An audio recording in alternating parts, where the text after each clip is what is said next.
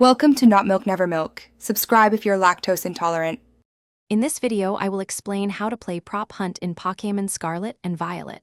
First, gather your friends in a union circle, which allows up to 4 players to explore together.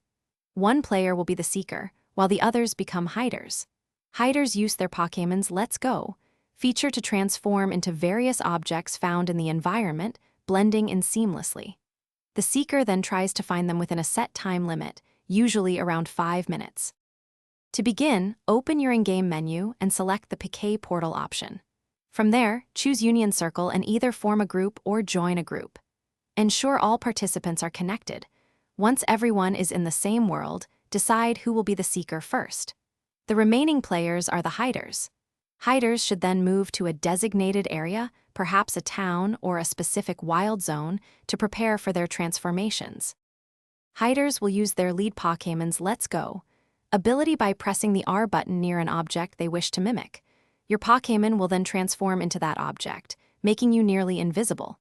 Seekers must carefully observe the environment for anything out of place or suspicious. If a seeker finds a hider, they can catch them by running into them or using a specific action. The game continues until all hiders are found or time runs out.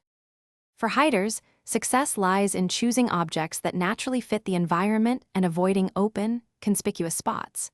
Try to mimic items like crates, barrels, or even small rocks. Seekers should pay close attention to details, scanning for objects that seem out of place or appear in unusual locations.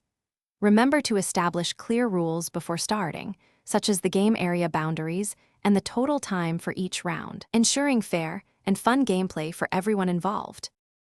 Thanks for watching. If this was helpful, leave a like and consider subscribing. See you next time.